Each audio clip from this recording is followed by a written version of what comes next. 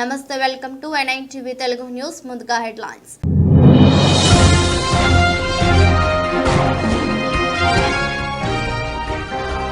చైనాలో మరో కొత్త వైరస్ మెదడుపై తీవ్ర ప్రభావం చూపుతుందంటున్న నిపుణులు.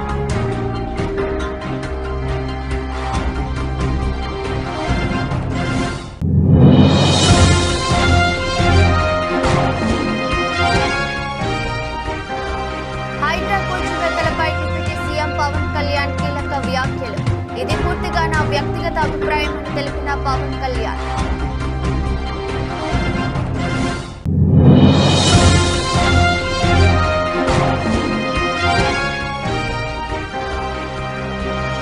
వీలైనంత త్వరగా పూర్తి చేయండి. సీఎం రేవంత్ రెడ్డికి కేంద్ర మంత్రి కిషన్ రెడ్డి కీలక లేఖ.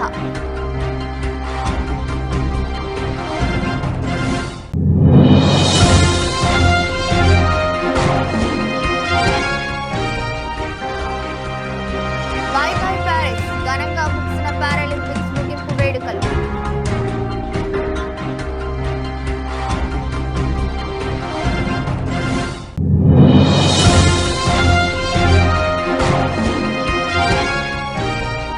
వారిద్దరూ కలిస్తే యానిమల్ కాదు డైనోసరే అవుతుంది. నెట్టింట వైరల్ అవుతున్న NTR Sandeep Reddy photo.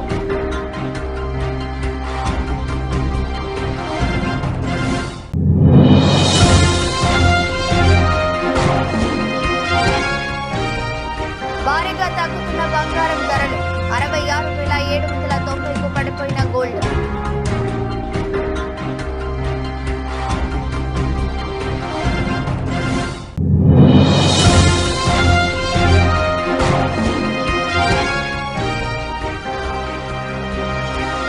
Operation Bedia success, బోన్లో చిక్కిన 5 తోడేలు.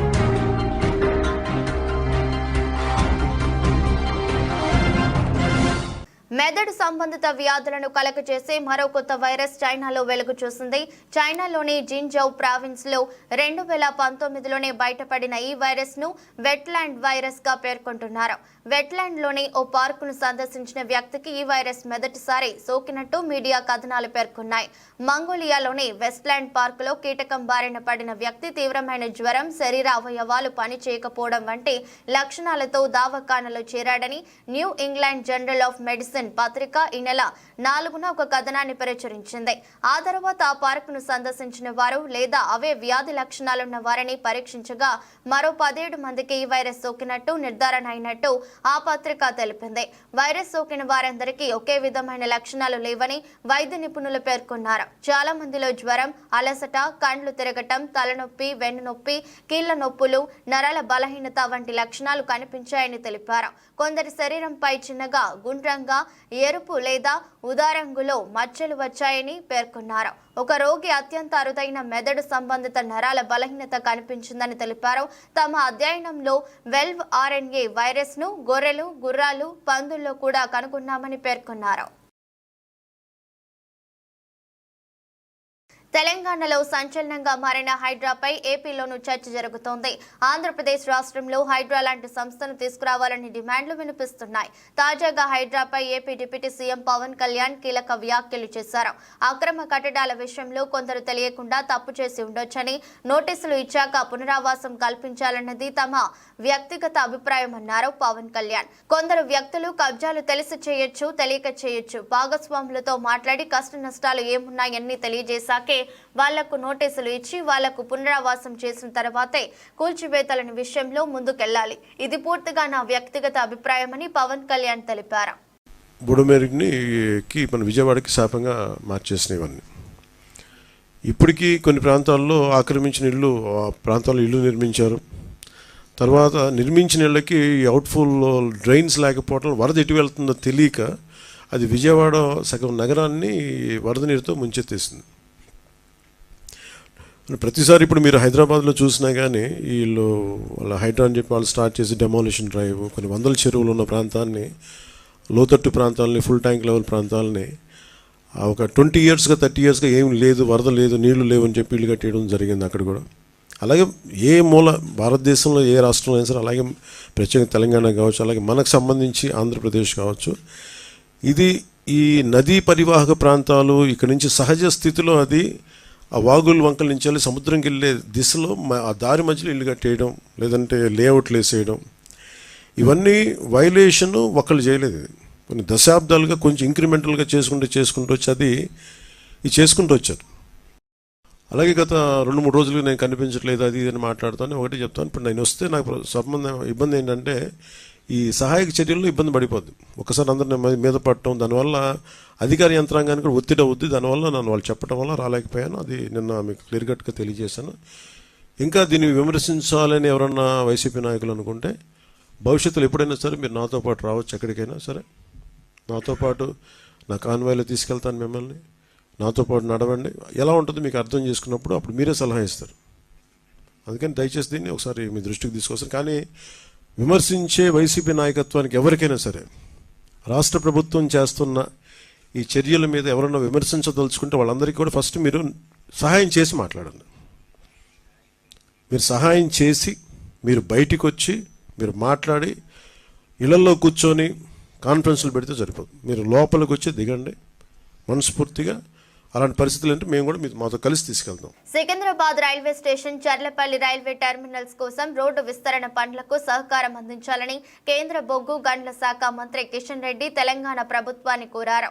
చర్లపల్లి టెర్మినల్ ప్రారంభోత్సవానికి మోదీ వస్తారని, వీలైనంత త్వరగా రోడ్లను పూర్తి చేయాలంటూ కిషన్ రెడ్డి సీఎం రేవంత్ రెడ్డిని కోరారు. ఈ మేరకు తెలంగాణ ముఖ్యమంత్రి రేవంత్ రెడ్డికి కేంద్ర మంత్రి కిషన్ రెడ్డి సోమవారం లేఖ రాశారు. గత దశాబ్ద కాలంగా రైల్వే రంగంపై ప్రత్యేక దృష్టి సారించి కేంద్ర ప్రభుత్వం తెలంగాణలో మౌలిక సదుపాయాల కల్పనకు ప్రాధాన్యతనిస్తోందని కిషన్ రెడ్డి పేర్కొన్నారు. కొత్త రైల్వే లైన్లు, డంప్లింగ్, ట్రిప్లింగ్ ట్రాక్లను 4 రేట్లు విద్యుదీకరణ, 40కి పైగా స్టేషన్ల అభివృద్ధి శరవేగంగా సాగుతున్నాయన్నారు. సికింద్రాబాద్, కాచిగూడ, నాంపల్లి స్టేషన్లలో పెరుగుతున్న ప్రయాణికుల రద్దీ దృష్ట్యా నగర శివార్లలోని చర్లపల్లి వద్ద 415 కోట్ల పెట్టుబడితో కొత్త రైల్వే టెర్మినల్ను నిర్మిస్తున్నామన్నారు. ప్యాసింజర్, గూడ్స్ రైళ్లకు సేవలందించే ఈ టెర్మినల్ ముగింపు దశకు చేరుకుందని లేఖలో తెలిపారు. ట్రాక్లు, స్టేషన్ భవనాలు, ప్రయాణికుల సౌకర్యాలు వంటి అవసరమైన మౌలిక సదుపాయాలు దాదాపుగా ఖరారయ్యాయని తెలిపారు. టెర్మినల్ పూర్తయిన తర్వాత దానిని ప్రజలకు అంకితం చేసేందుకు ప్రధానమంత్రి నరేంద్ర మోదీ ఇక్కడకు వస్తారని కిషన్ రెడ్డి వివరించారు.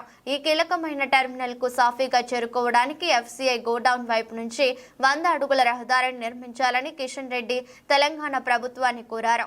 అదనంగా ఉత్తరం వైపు 80 అడుగుల రహదారి, మహాలక్ష్మి నగర్ వైపు మరో 80 అడుగుల రహదారి అవసరమని తెలిపారు.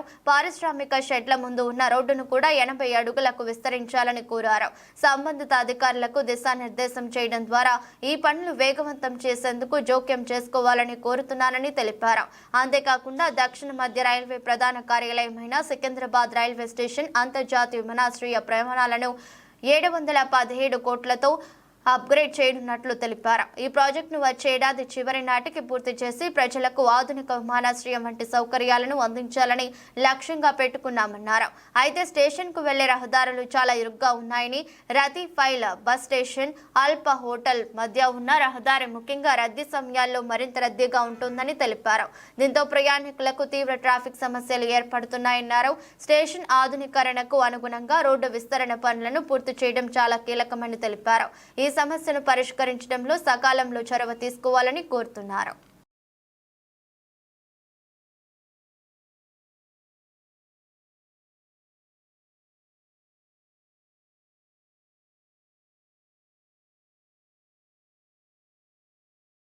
ఉత్తరప్రదేశ్లోని బహరాయిచ్ జిల్లాలో ప్రజలకు తోడేళ్లు కంటి మీద కునుకు లేకుండా చేస్తున్నాయి.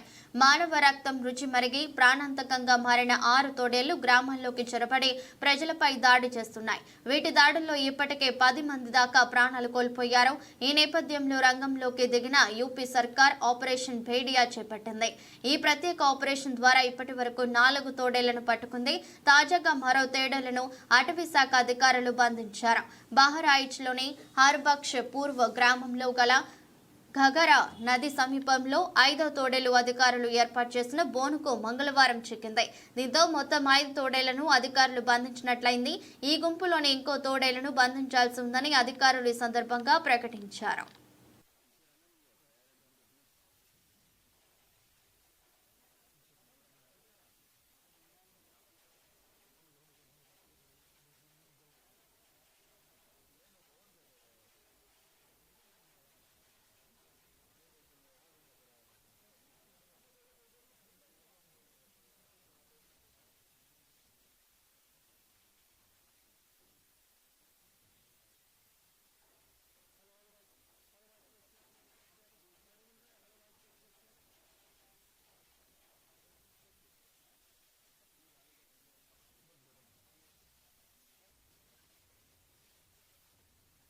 వరద బాధితులకి సాయం చేయలేకపోతున్నామని ఒప్పుకున్న చంద్రబాబు. వరద ముంపు బాధితులకు నిత్యావసర సరుకులు పంపిణీలో మేము ఫెయిల్ అయ్యాం. 80,000 కుటుంబాలకు పంపిణీ చేయాలనుకున్నాం, కానీ చేయలేకపోయాం. కేవలం 15,000 కుటుంబాలకే పంపిణీ చేయగలిగాం. కొన్ని సమస్యలు ఎదురు కావడం వలన చేయలేకపోయామంటూ 40 ఏళ్ల రాజకీయ అనుభవం, విజనరీ అని చెప్పుకునే చంద్రబాబు తన చేతకానితనాన్ని తానే ఒప్పుకున్నాడు. 80,000 డిస్ట్రిబ్యూట్ చేయాలనుకున్నాం. ఈరోజు డిస్ట్రిబ్యూట్ చేసింది 15,000 డిస్ట్రిబ్యూట్ చేయగలిగాం. There is some problem. కడాను వీళ్లు ప్యాక్ చేయడంలో కూడా కొన్ని ప్రాబ్లమ్స్ ఉన్నాయి. రేపు మేము ఒక 40,000, 45,000 వరకు ఒక 16 డివిజన్లు ప్రారంభించారు. ఈ 16,000లో ఇదే మరి డిస్ట్రిబ్యూషన్ చేసేస్తాం. మిగిలిందంతా కూడా ఫెయిర్ ప్రైస్ షాపు పంపించి ఫెయిర్ ప్రైస్ షాపులో నేను ఇప్పుడు చెప్పినటువంటి ఇవన్నీ కూడా మీకు చెప్పాను లిస్టు. చంద్రబాబుకి చాదస్తం ఎక్కువైంది. వరదొచ్చినా బురదొచ్చినా నేపం వైఎస్ జగన్ గారిపై నెట్టేస్తున్నారు. విజయవాడ మునిగే వరకు చంద్రబాబుతో పాటు కూటమి నేతలు మేలుకోలేకపోయారు. ఇప్పుడు వరద బాధితుల ఆగ్రహాన్ని గ్రహించి ప్రజల్ని మభ్యపెట్టడానికి బోట్ల రాజకీయాలకి చంద్రబాబు తెరలేపారు. అందరికీ నమస్కారం. వరదొచ్చినా బురదొచ్చినా ఆఖరికి కరోనా మహమ్మారి ప్రపంచం మీదకి వచ్చిన దానికి కారణం జగన్మోహన్ రెడ్డి గారే అని చంద్రబాబు నాయుడు గారు మాట్లాడడం చూస్తూ ఉంటే ఈ మధ్య వారికి చాదస్తం కాస్త ఎక్కువైంది అనిపిస్తా ఉంది. కురుస్తున్న వర్షాలు తెలుసు, అదేవిధంగా కట్టెలు తెచ్చుకున్న కృష్ణానది తెలుసు. అయినా సరే విజయవాడ మునిగే వరకు ఏ వాగులు ఎక్కడున్నాయో మాత్రం చంద్రబాబు నాయుడు గారికి గాని కూటమి ప్రభుత్వానికి గాని తెలియదు. వరదకి ముందు చేయాల్సిన హెచ్చరికలు చేయక, ముంపు ముంచుకొచ్చాక, ప్రజలు నేట మునిగాక వారికి సరైనటువంటి పునరావాసం గాని, ఆహారం గాని, మంచినీరు గాని, సౌకర్యాలు గాని కల్పించలేదని, అందుకే విజయవాడ నగర ప్రజలకి చిర్రెత్తిందని తెలుసుకుని వారిని శాంతిపరచడానికి ఏదో రకంగా ప్రజల్ని మభ్యపెట్టడానికి చంద్రబాబు నాయుడు గారు విజయవాడ రోడ్ల మీద ముంచెత్తిన నీళ్లలో బోట్ల మీద తిరుగుతా ఉన్నారు. అసలు ఆ బోట్లు రోడ్ల మీదకి రాకుండా ఆపలేకపోయినటువంటి తన చేతకానితనాన్ని కప్పిపుచ్చుకోవడానికి ఈ రోజున బోటు రాజకీయానికి తెరలేపారు. బోటు రాజకీయానికి తెరలేపారు. మీరు ఎన్ని కథలు చెప్పినా, మీ సొంత మీడియాను వాడుకొని ఎన్ని ఎలివేషన్స్ ఇచ్చినా ప్రజలకు సరిగ్గా ఆహారం అందించలేకపోయారు. ప్రజలకు అండగా నిలబడలేకపోయారు. ప్రజలకి కోపం తగ్గలేదని మీకు అర్థమైపోయింది. అందుకనే ప్రజల్ని పక్కదారి పట్టించడానికి గొల్లపూడి బోట్లు వైసీపీ వాళ్ళయే అంటూ కొత్త కుట్రకి తెరలేపారు. ప్రకాశం బ్యారేజ్కి జీఎస్టీ కౌన్సిల్ సమావేశంలో ఏపీ తరపున కొన్ని కీలక ప్రతిపాదనలు చేసిన ఆర్థిక మంత్రి పయ్యావుల కేశవ్ మొత్తం 8 అంశాలపై జీఎస్టీ కౌన్సిల్ ఎదుట ప్రతిపాదనలు పేదలకు ఊరటనిచ్చేలా, కొన్ని కీలక రంగాలకు ప్రోత్సాహం ఇచ్చేలా వివిధ అంశాల్లో జీఎస్టీ వెసులుబాట్లు కోరుతూ పయ్యావుల ప్రతిపాదనలు ఏపీకి లబ్ధి చేకూరేలా కొన్ని అంశాలపై జీఎస్టీ మినహాయింపులను కోరిన ఆర్థిక మంత్రి వచ్చే జీఎస్టీ కౌన్సిల్ సమావేశాన్ని ఏపీలో నిర్వహించాలని జీఎస్టీ కౌన్సిల్ నిర్వాహకులకు ఏపీ ఆర్థిక మంత్రి ఆహ్వానం. ఏపీ నుంచి పయ్యావుల ప్రతిపాదనలు ఏపీ అవుట్సోర్సింగ్ ఉద్యోగుల కార్పొరేషన్ సేవలపై ఉన్న జీఎస్టీని మినహాయించాలి. మద్యం తయారీలో వినియోగించే ఎక్స్ట్రా న్యూట్రల్ ఆల్కహాల్ ను జీఎస్టీ నుంచి మినహాయించి వ్యాట్ పరిధిలోకి తేవాలి. జీవిత ఆరోగ్య బీమాలపై 15% ఉన్న జీఎస్టీని 5% తగ్గించాలి. వృద్ధులు, మానసిక వికలాంగులకు జీవిత ఆరోగ్య బీమాలపై ఉన్న జీఎస్టీ పన్నును మినహాయించాలి. ఆరోగ్య జీవిత బీమాలపై జీఎస్టీలో వెసులుబాటు కల్పిస్తే సామాన్య ప్రజలకు భారం తగ్గుతుంది. ఎలక్ట్రిక్ వాహనాల వీడి భాగాలపై ప్రస్తుతం 18% ఉన్న జీఎస్టీని 5% కుదించాలి. ఈవీ ఛార్జింగ్ స్టేషన్లపైన జీఎస్టీని తగ్గించాలి. ఈవీ రంగానికి జీఎస్టీ నుంచి వెసులుబాట్లు కల్పిస్తే పర్యావరణ హిత సమాజం ఏర్పడడానికి మరింత ఊతమిచ్చినట్టు అవుతుంది. జీఎస్టీ చట్టం సెక్షన్ 16(4) ఉన్న ఇబ్బందులను తొలగించి ట్యాక్స్ పేయర్స్ ప్రయోజనాలను కాపాడాలి. విద్యా సంస్థలు, యూనివర్సిటీల్లో శాస్త్ర సాంకేతికతను ప్రోత్సహించేందుకు వచ్చే గ్రాంట్లపై జీఎస్టీ నుంచి మినహాయించాలి.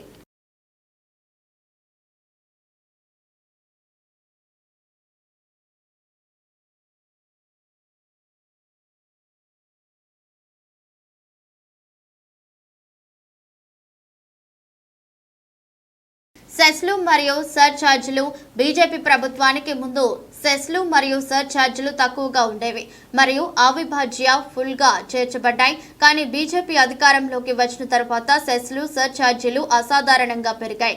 ఇది వెనుక తలుపు నుండి రాష్ట్రాల డబ్బు తీసుకోవడం తప్ప మరొకటి కాదు. కాబట్టి సెస్లు మరియు సర్ఛార్జీలు కూడా డివిజిబుల్ పూల్లో భాగంగా ఉండాలని మేము ప్రతిపాదిస్తున్నాం. అధిక పన్ను చెల్లించే రాష్ట్రం అత్యధిక వాటాను పొందాలి.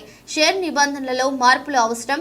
హారిజాంటల్ డెవల్యూషన్ ఈక్విటీ ఫార్ములాను సవరించాలి. ప్రస్తుతం హారిజాంటల్ డెవల్యూషన్ ఫార్ములా ప్రతి ఫైనాన్స్ కమిషన్ అది నిర్దేశించిన ప్రాధాన్యతల ఆధారంగా స్వయంగా నిర్ణయిస్తోంది. ఉదాహరణకు 15వ ఆర్థిక సంఘం భారతదేశంలోని మొత్తం జనాభాలో రాష్ట్రం వాటాలో 15%, దేశంలోని మొత్తం భూభాగంలో రాష్ట్ర వాటాలో 15%, అడవులు మరియు జీవవారణలో రాష్ట్ర వాటాను 10%, రాష్ట్ర తలసరి ఆదాయ దూరం తేడాతో 45% విభజించబడింది. ధనిక రాష్ట్రం నుండి రాష్ట్రం యొక్క ఆర్థిక ప్రయత్నంలో 2.5%, రాష్ట్ర జనాభా పనితీరు 12.5%. అందుబాటులోని రికార్డుల ప్రకారం దక్షిణ భారతదేశంలోని రాష్ట్రాల నుంచి అత్యధిక పన్నులు వసూలు చేస్తున్నారు. హారిజాంటల్ డెవల్యూషన్ ఈక్విటీ ఫార్ములా సవరించబడాలని మేము ప్రతిపాదిస్తున్నాం. రాష్ట్రాలు పన్ను వసూలు ఆధారంగా వాటాను సృష్టించండి. అందువల్ల రాష్ట్రాలు కూడా పన్నులను సరిగ్గా పెంచడానికి ప్రేరేపించబడతాయి. We are presenting our observations and recommendations. Cesses and surcharges to be part of divisible pool. Before the BJP government, the cesses and surcharges were less and were included in the indivisible pool. But after BJP came into the power, cesses and surcharges increased abnormally. It is nothing but taking states' money from the back door. Hence, we propose that the cesses and surcharges to be part of the divisible pool. Higher tax paying states should get higher share. Need changes in terms of share. Horizontal devaluation equity formula should be modified. At present, the horizontal devaluation formula based on what the Finance Commission decide itself, based on priorities it sets. For example, 15 Finance Commission divided 15% of state share in total population of India. 15% states share in total land area of the country, 10% state share in the forest and ecology, 45% of state per capita income distance difference from richest state, 2.5% of state physical effort, 12.5% states. Mulugu జిల్లా ఏటూరు నాగారం మండలంలోని ఎడతెరిపి లేకుండా కురుస్తున్న భారీ వర్షాలకు గోదావరి మళ్లీ ఉగ్రరూపం దాలుస్తోంది. ప్రజలు అప్రమత్తంగా ఉండాలని సిఐ అనుముల శ్రీనివాస్, ఎస్ఐ తాజుద్దీన్ రాత్రింబవళ్లు తిరుగుతూ హెచ్చరిస్తున్నారు. ఓడగూడెంలో గోదావరి క్రమక్రమంగా పెరుగుతుండటంతో గ్రామస్తులు, రైతులు ఊర్లోకి నీళ్లు రాకుండా బస్తాలలో ఇసుక నింపి నీళ్లకు అడ్డుగా వేస్తున్నారు. రైతులు పోసుకున్నటువంటి మిర్చి నారు కురుస్తున్నటువంటి అకాల వర్షాలకు ఇదివరకే మిర్చి నారు దెబ్బతినడంతో మళ్లీ గోదావరి పెరగడం ఊర్లోకి నీళ్లు వస్తాయని, మిర్చి నార్లు మునిగిపోతాయని రైతులు ముందస్తుగా ఇసుక బస్తాలలో నింపి అడ్డుగా వేస్తున్నారు. గోదావరి పరివాహక ప్రాంతంలో నివసిస్తున్నటువంటి ప్రజలు భయాందోళనకు గురవుతున్నారు.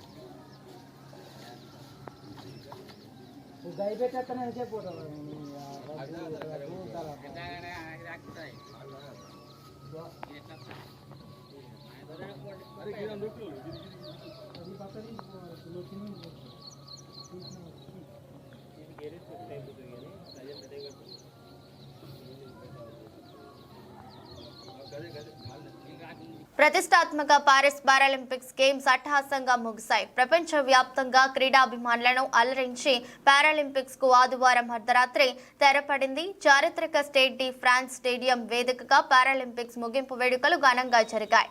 దాదాపు 60,000 మంది ప్రేక్షకుల సమక్షంలో వైవిధ్యమైన సాంస్కృతిక కార్యక్రమాలు కట్టిపడేశాయి. ఓవైపు వరుణుడు అంతరాయం కలిగించిన ఫ్రాన్స్ కు చెందిన టాప్ 20 డీజేలు రూపొందించిన పాటలతో స్టేడియం హోరెత్తిపోయింది. అథ్లెట్లు చిరకాలం గుర్తుండిపోయేలా ప్రముఖ మ్యూజిక్ కంపోజర్ జీన్ మిచెల్ జారే కాసియస్ పాటలను అభిమానులు బాగా ఆస్వాదించారు. అంతకుముందు జరిగిన మార్చ్ ఫాస్ట్ లో 169 దేశాలకు చెందిన పారా అథ్లెట్లు జాతీయ జెండాలు పట్టుకుని ముందుకు నడిచారు. భారత్ తరపున హర్విందర్ సింగ్, ప్రీతి పాల్ పతాకదారులుగా వ్యవహరించారు. పారిస్ మెయిర్ అనే హిడ్గాలో పారాలింపిక్స్ జెండాను అంతర్జాతీయ పారాలింపిక్ కమిటీ అధ్యక్షుడు అడ్రూ పార్సన్స్ కు అందజేయగా అతను లాస్ ఏంజల్స్ మేయర్ కారెన్ బస్ కు ఇచ్చారు. ముగింపు వేడుకల్లో పారాలింపిక్స్ జెండాను అందుకున్న తొలి నల్లజాతి మేయర్ గా కారెన్ నిలిచారు. ఫ్రాన్స్ అధ్యక్షుడు ఎమాన్యుయల్ మక్రాన్ ముగింపు వేడుకలకు ముఖ్య అతిథిగా హాజరయ్యారు.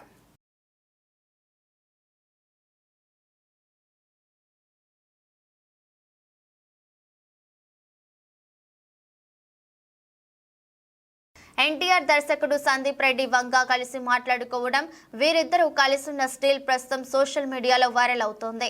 నిజానికి కూడా ఇది షాకింగ్ కాంబినేషనే. వీరిద్దరూ కలిసి పనిచేస్తే అనే ఊహకు గూస్ బంప్స్ వచ్చేస్తాయి. నటుడిగా ఎన్టీఆర్ ఏంటో, దర్శకుడిగా సందీప్ రెడ్డి వంగ శైలి ఏమిటో ప్రత్యేకించి చెప్పనక్కర్లేదు. ఈ ఇద్దరు కలిస్తే ఆ సినిమా యానిమల్ కాదు డైనోసారే అవుతుందనేది చాలా మంది అభిప్రాయం. నిజానికి వీరిద్దరూ చాలా బిజీ. తారక్ దేవరా 1 ఈ నెల 27న విడుదల కానుంది.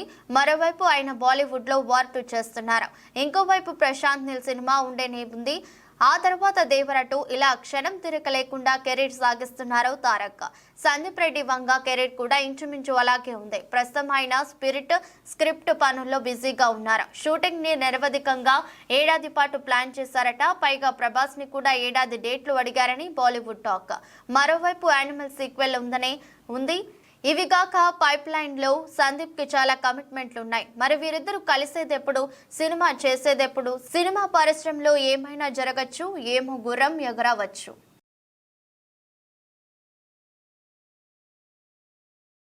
దేశంలో బంగారం ధరలు దిగి వస్తూనే ఉన్నాయి. సాధారణంగా బంగారం ధరలలో ప్రతిరోజు పెరుగుదల ఉంటుండగా ఇటీవల నుంచి ధరలు ఒక్కసారిగా పడిపోయాయి. ఇప్పటి వరకు కూడా ధరలు తగ్గుముఖం పడుతూనే ఉన్నాయి. అయితే తాజాగా సెప్టెంబర్ 10వ తేదీన బంగారం, వెండి ధరలు దిగి వచ్చాయి. దేశీయంగా తులం బంగారంపై 100 రూపాయలు తగ్గింది.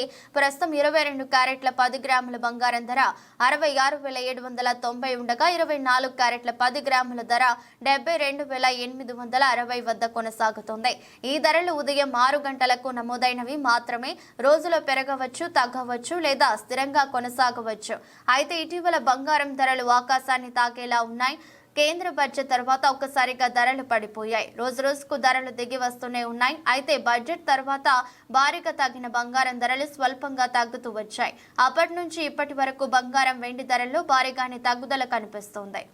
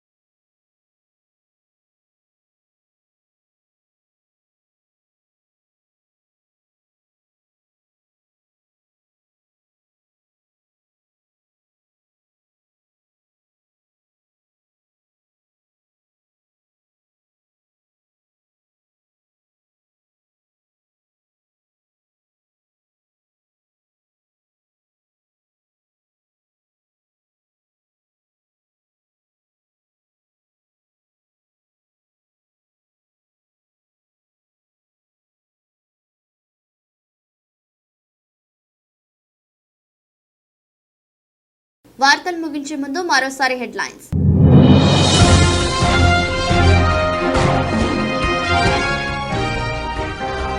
చైనాలో మరో కొత్త వైరస్ మెదడుపై తీవ్ర ప్రభావం చూపుతుందంటున్న నిపుణులు.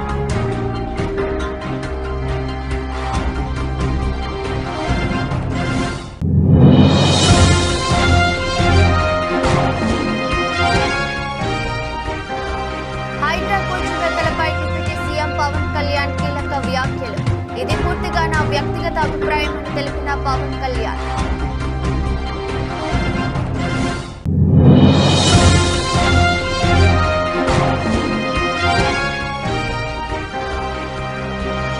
వీలైనంత త్వరగా పూర్తి చేయండి. సీఎం రేవంత్ రెడ్డికి కేంద్ర మంత్రి కిషన్ రెడ్డి కీలక లేఖ.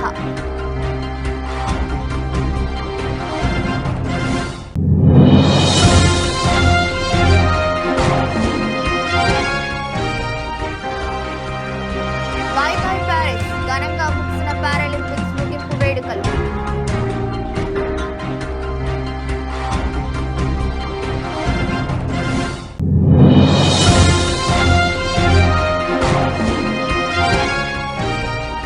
వారిద్దరూ కలిస్తే యానిమల్ కాదు డైనోసరే అవుతుంది. ఎడింటా వైరల్ అవుతున్న NTR Sandeep Reddy photo.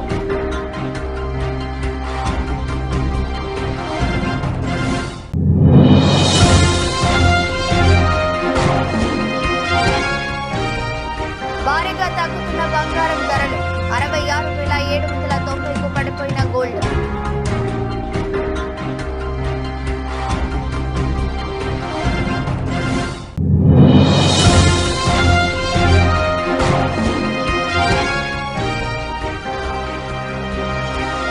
Operation Bedia success, బోన్లో చిక్కిన 5 తోడేలు.